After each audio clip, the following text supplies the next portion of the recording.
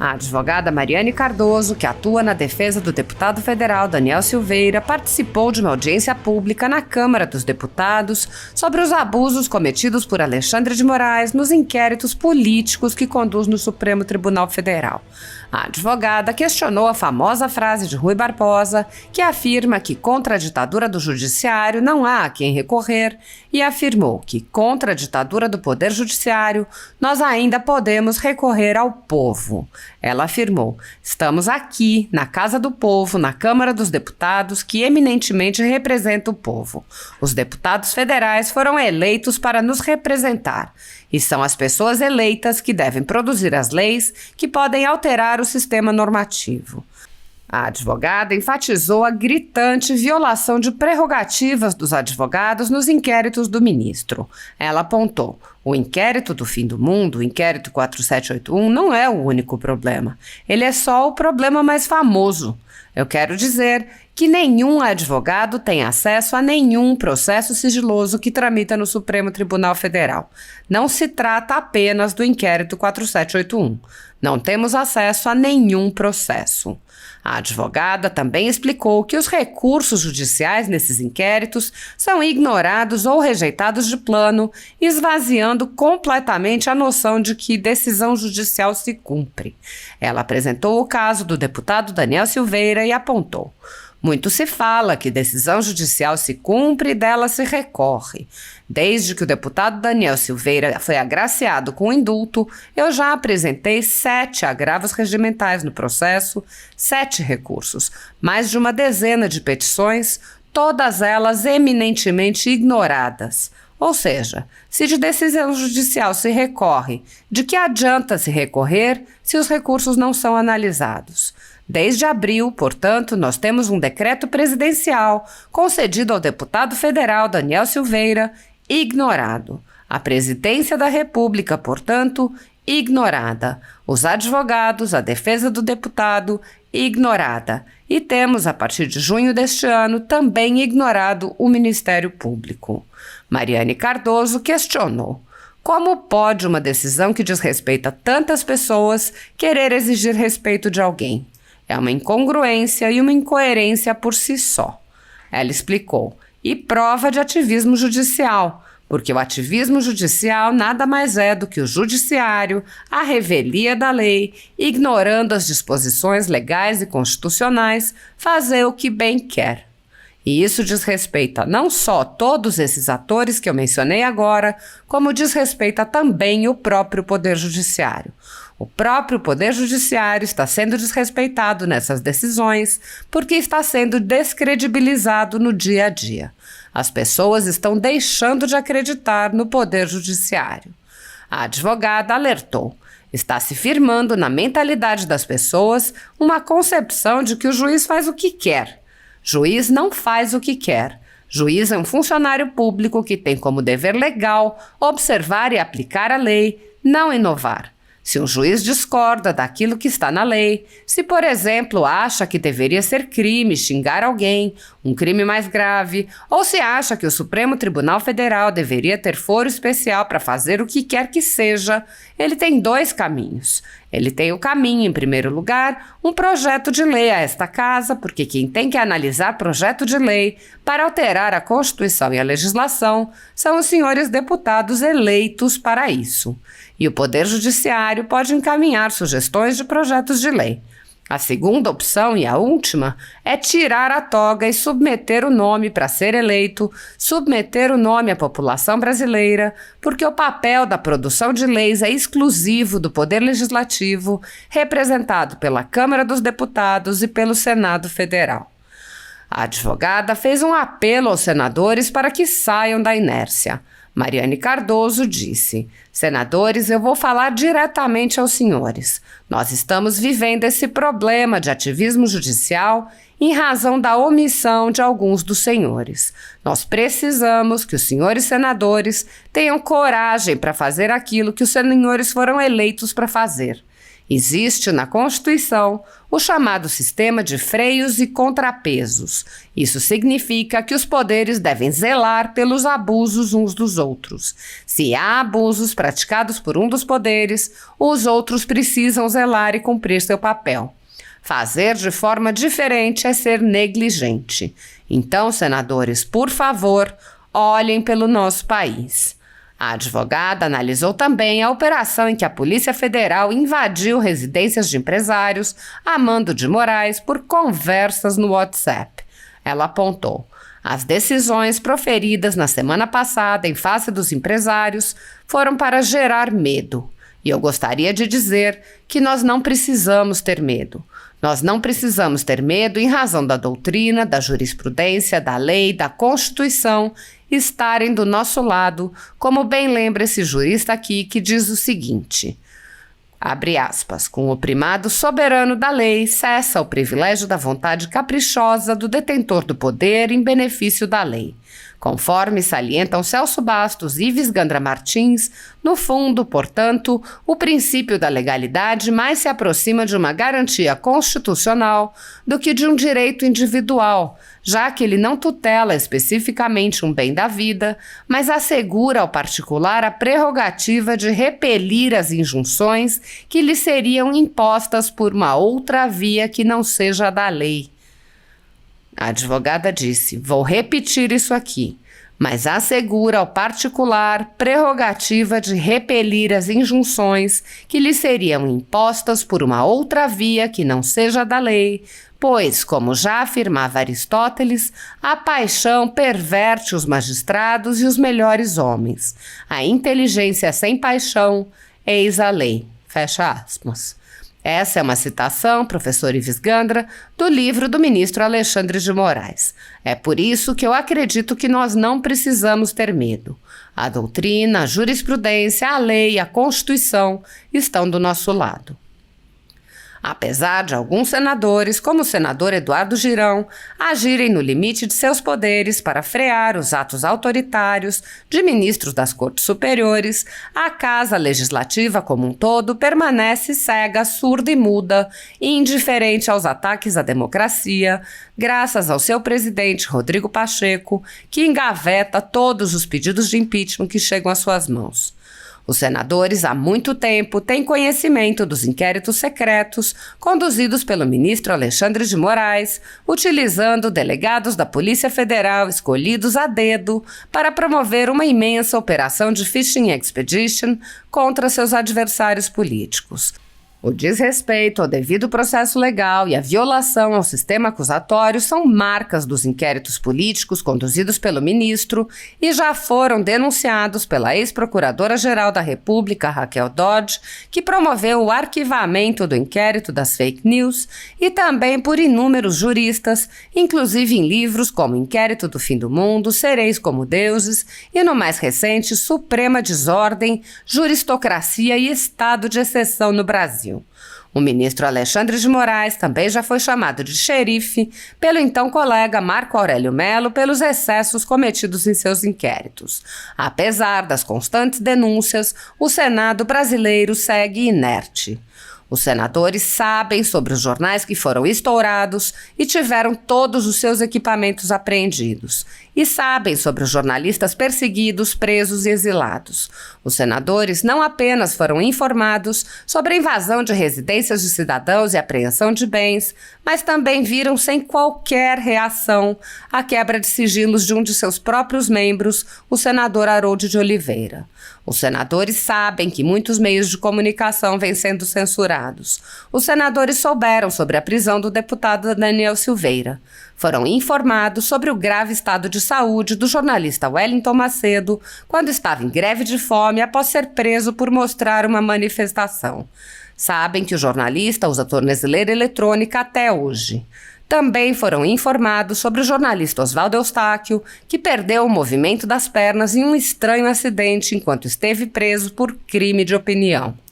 Os senadores sabem que o jornalista Alan dos Santos se encontra exilado.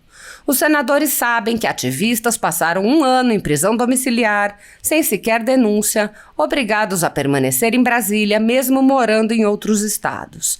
Sabem sobre a prisão de Roberto Jefferson, presidente de um partido, e sua destituição do cargo a mando de Moraes. Os senadores sabem da censura a parlamentares. Os senadores sabem que jornais, sites e canais conservadores têm sua renda confiscada há mais de 1 ano. Os senadores conhecem muitos outros fatos. Mesmo assim, todos os pedidos de impeachment, projetos de lei, requerimentos de CPI seguem enchendo as gavetas do senhor Rodrigo Pacheco. Há mais de 3 anos, o ministro Alexandre de Moraes conduz, em segredo de justiça, inquéritos políticos direcionados a seus adversários políticos. Em uma espécie de parceria com a velha imprensa, matérias, reportagens e relatórios são admitidos como provas sem questionamento, substituindo a ação do Ministério Público e substituindo os próprios fatos, e servem como base para medidas abusivas que incluem prisões políticas, buscas e apreensões, bloqueio de contas, censura de veículos de imprensa, censura de cidadãos e parlamentares, bloqueio de redes sociais, entre muitas outras medidas cautelares inventadas pelo ministro, sem qualquer chance de defesa ou acesso ao devido processo legal. O mesmo procedimento de aceitar depoimentos de testemunhas suspeitas e interessadas e tomar suas palavras como verdadeiras se repete em diversos inquéritos nas cortes superiores. A Folha Política já teve sua sede invadida e todos os seus equipamentos apreendidos a mando do ministro Alexandre de Moraes. Atualmente, toda a renda do jornal está sendo confiscada a mando do ministro Luiz Felipe Salomão, ex-corregedor do Tribunal Superior Eleitoral, com o aplauso dos ministros Luiz Roberto Barroso, Alexandre de Moraes e Edson Fachin. Há mais de 14 meses, todos os rendimentos de jornais, sites e canais conservadores são retidos sem qualquer base legal. Se você apoia o trabalho da Folha Política e pode ajudar a impedir o fechamento do jornal, doe qualquer valor através do Pix, utilizando o QR Code que está visível na tela ou o código ajude@folhapolitica.org. Caso não utilize Pix, há a opção de transferência bancária para a conta da empresa Raposo Fernandes, disponível na descrição deste vídeo e no comentário fixado no topo. Há 10 anos, a Folha Política vem fazendo a cobertura da política brasileira, quebrando a espiral do silêncio imposta pelo cartel midiático que quer calar vozes conservadoras. Pix ajude@folhapolitica.org. Assista. Cardoso, tem a palavra, Vossa Excelência. Muito obrigada, deputado Daniel Silveira, presidente dessa mesa, na pessoa de quem cumprimento todos os presentes. Cumprimento também meu colega, doutor Paulo Faria, que é um advogado muito combativo e que eu admiro muito pela coragem não apenas como advogado, mas como cidadão. E é por termos coragem que estamos aqui hoje. Deputado Marcel, também quero cumprimentar o senhor, porque de fato o senhor também é um deputado muito combativo, que eu admiro muito. Estamos aqui hoje para debater ativismo judicial. Já diria Rui Barbosa que a pior ditadura é a ditadura do Poder Judiciário. Contra ela não há quem recorrer. Mas eu gostaria de, com todo respeito ao nosso nobre jurista Rui Barbosa, discordar dele um pouquinho. A Constituição fala que todo poder emana do povo. Então, contra a ditadura do Poder Judiciário, nós ainda podemos recorrer ao povo. Estamos aqui na Casa do Povo, na Câmara dos Deputados, que é eminentemente quem representa o povo, porque foi vocês, deputados, os senhores deputados federais, foram eleitos para nos representar. E são pessoas eleitas que devem produzir as leis e que podem alterar o sistema normativo. Eu vou dividir a minha explanação aqui em 3 pontos. Violação de prerrogativas dos advogados, caso concreto, deputado Daniel Silveira, que eu tenho a honra de ser fã, de ser uma pessoa que admira, de ser sua advogada no Supremo Tribunal Federal e também de ser sua amiga. E são todos os sentimentos emanados dessas relações todas que vão conduzir a minha fala a respeito desse ponto. E também da sua esposa Paola, que é minha colega advogada nos processos, todos nós, né, conduzimos a defesa ao lado do Dr. Paulo Faria, e também para comentar o caso recente dos empresários que chocou com certeza toda a comunidade jurídica. Pois bem, por que eu quero falar em primeiro lugar da violação de prerrogativas? A Constituição, no artigo 133, estabelece que a advocacia é indispensável à administração da justiça. Por que a advocacia é indispensável à administração da justiça?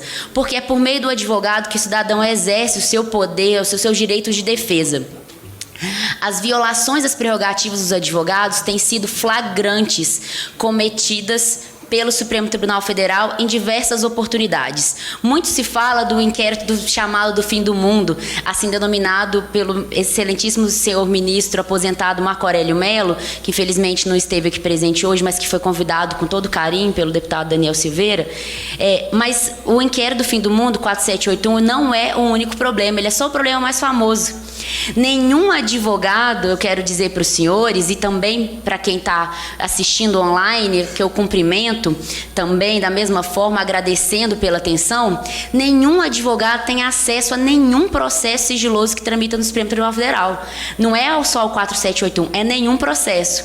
Os processos tramitam de forma sigilosa e a nós é entregue um envelopinho com cópias. Quem escolhe esse envelopinho com cópias são os servidores, com base nas ordens do ministro, que é responsável por aquele processo.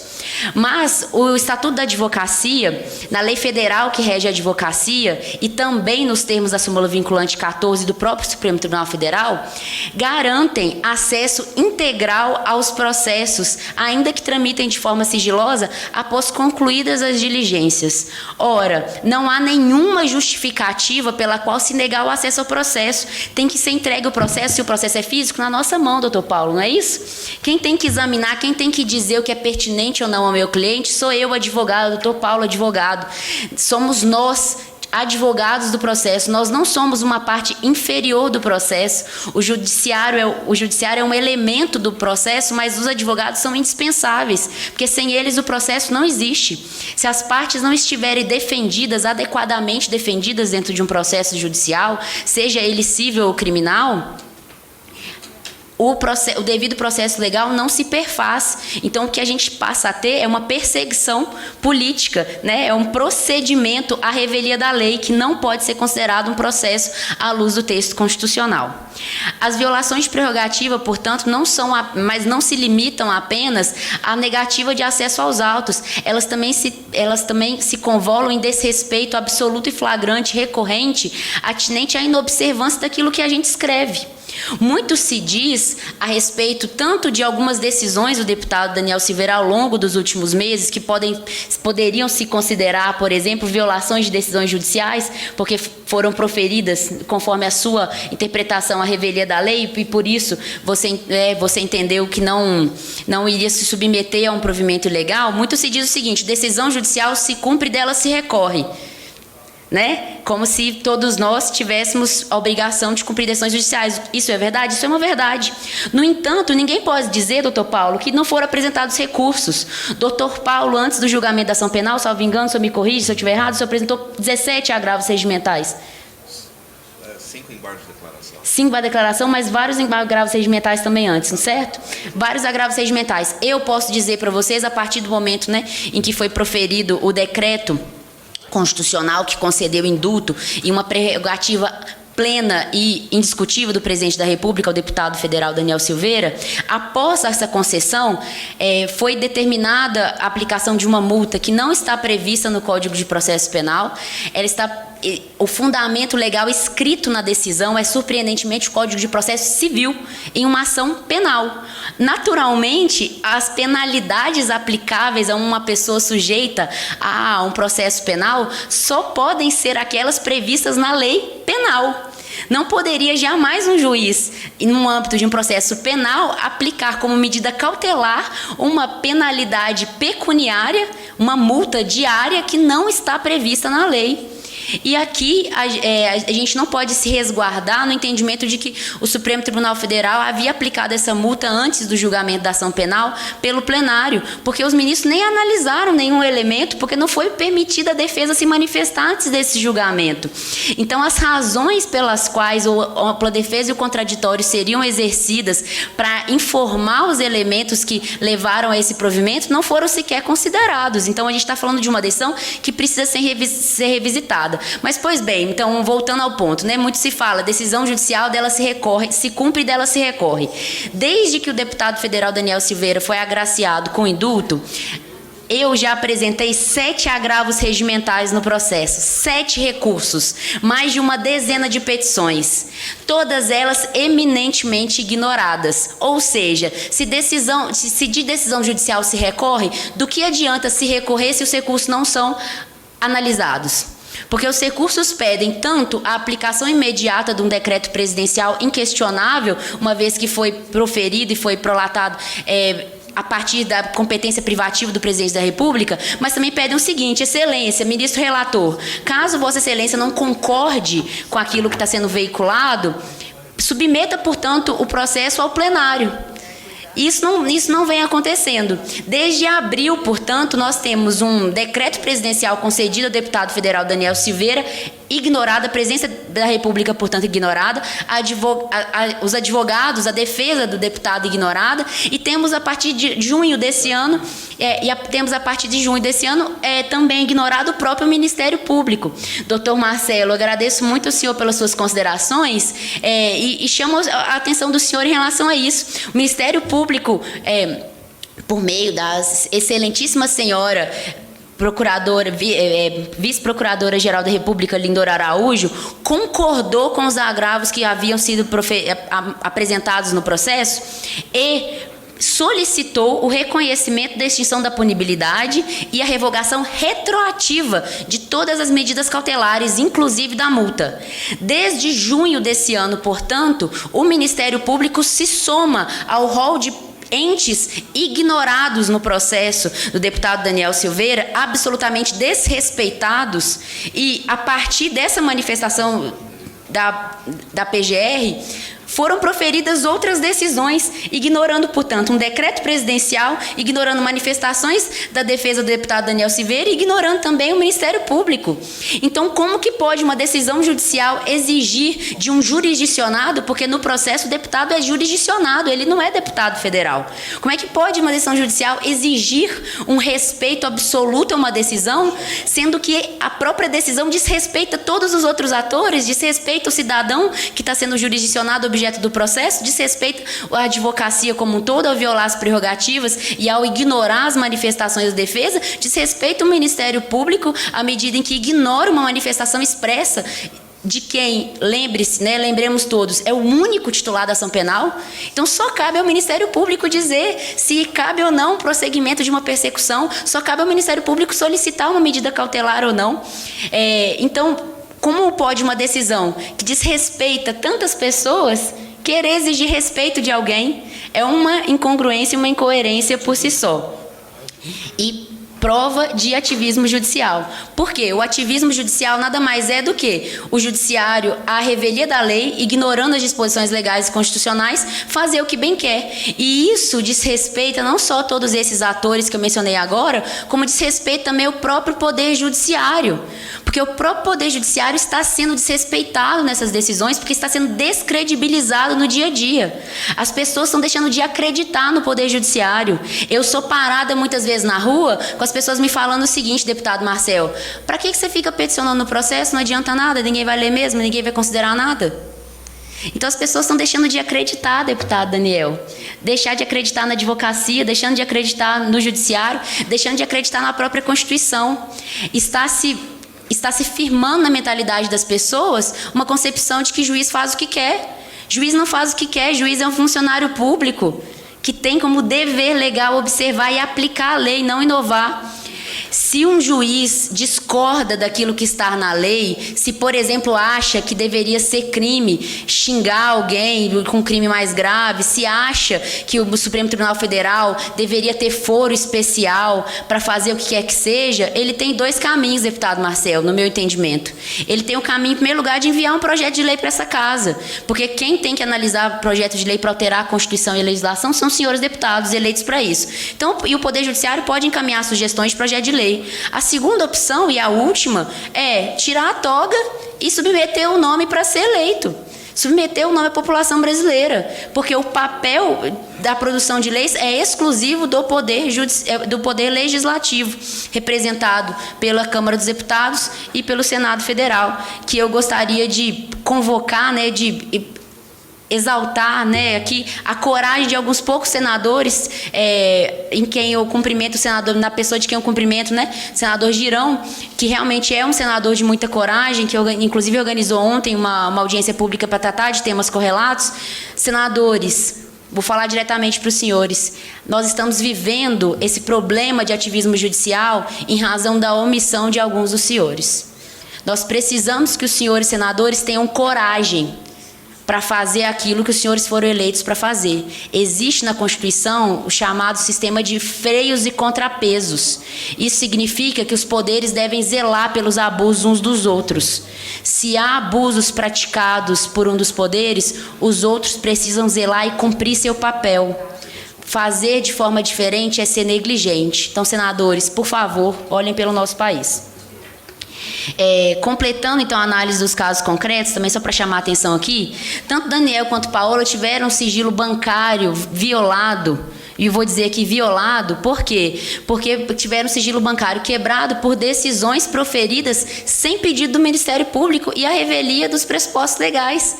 Porque ninguém pode quebrar o sigilo bancário de ninguém só para ver o que aconteceu.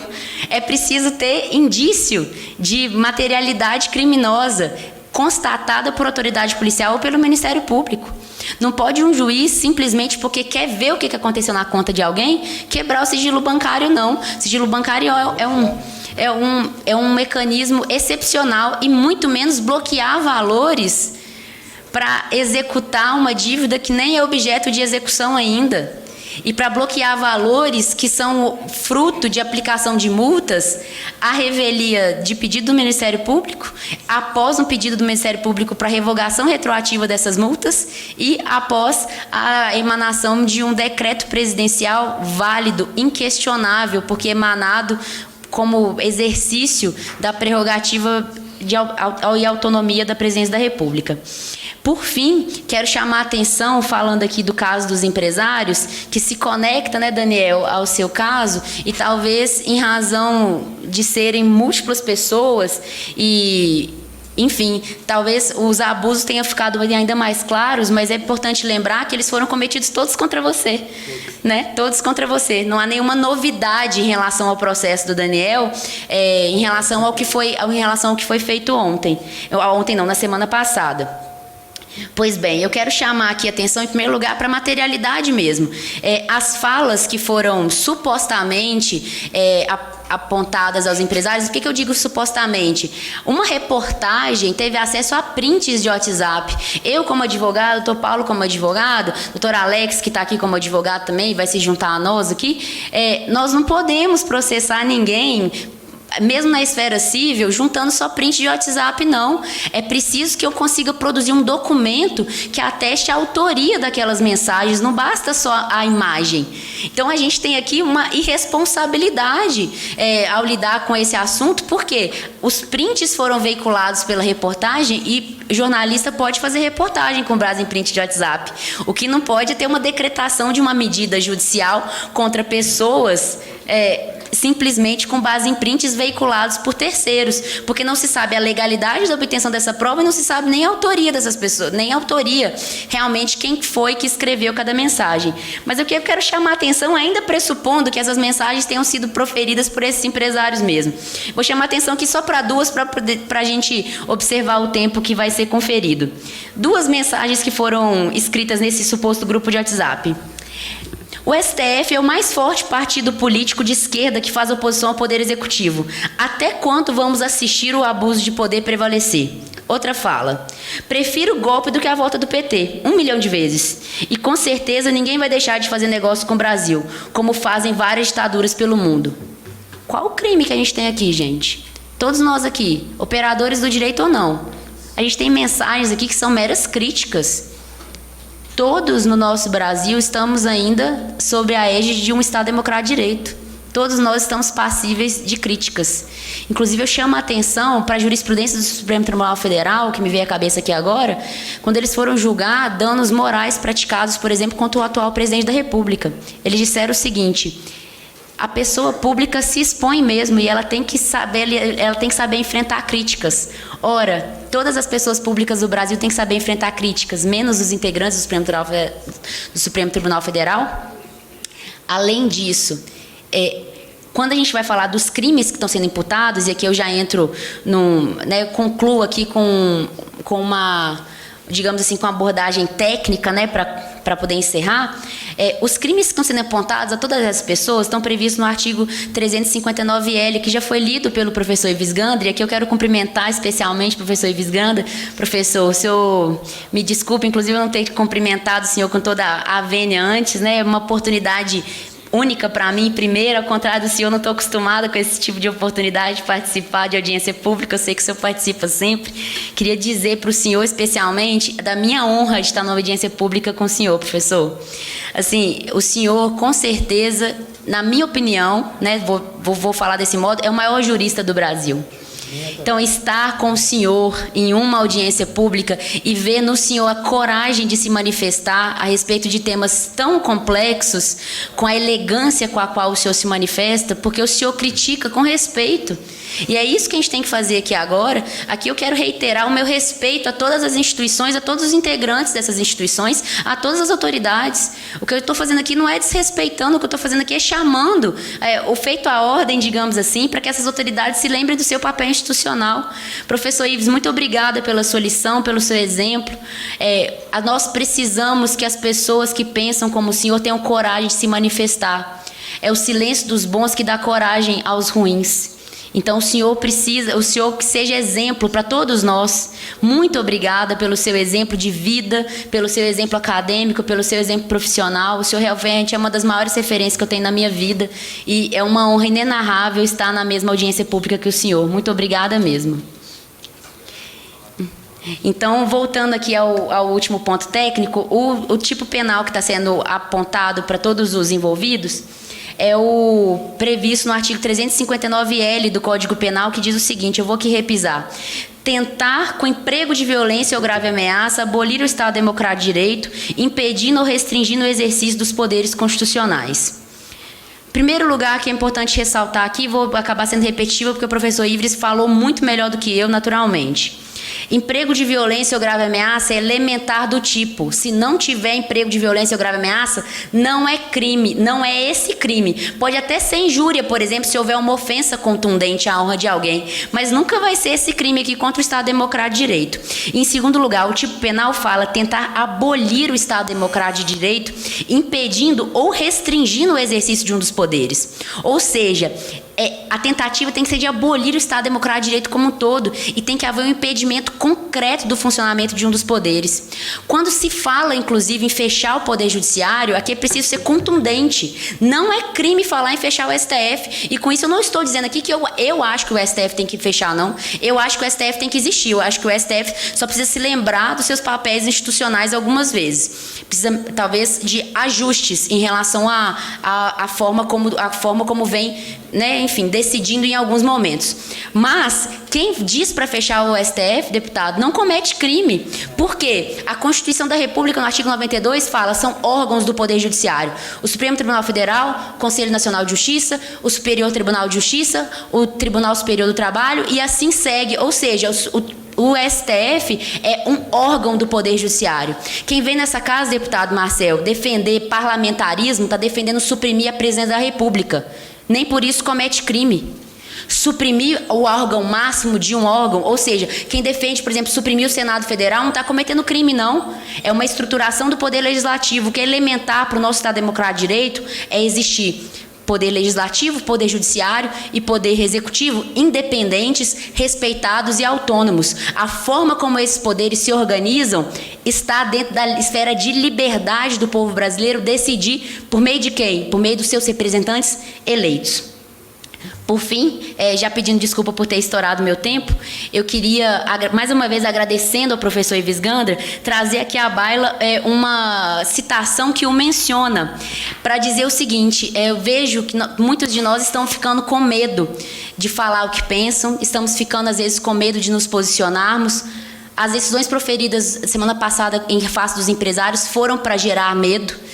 E eu queria dizer que nós não precisamos ter medo, e em razão da doutrina da jurisprudência e da lei da Constituição estarem ao nosso lado. Como bem lembra esse jurista aqui, que diz o seguinte: com o primado soberano da lei, cessa o privilégio da vontade caprichosa do detentor do poder em benefício da lei. Conforme salientam Celso Bastos e Ives Gandra Martins, no fundo, portanto, o princípio da legalidade mais se aproxima de uma garantia constitucional do que de um direito individual, já que ele não tutela especificamente um bem na vida, mas assegura ao particular a prerrogativa de repelir as injunções que lhe sejam impostas por uma outra via que não seja a da lei. Vou repetir isso aqui. Assegura ao particular a prerrogativa de repelir as injunções que lhe sejam impostas por uma outra via que não seja da lei. Pois, como afirmava Aristóteles, a paixão perverte os magistrados e os melhores homens. A inteligência sem paixão, eis a lei.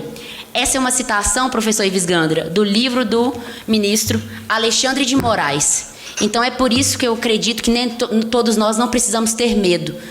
A doutrina, a jurisprudência, a lei, a Constituição estão ao nosso lado. Eu sou uma advogada mineira, então não poderia concluir sem citar Sobral Pinto, que dizia que a advocacia não é, doutor Paulo, profissão de covardes. Então nós não vamos nos acovardar.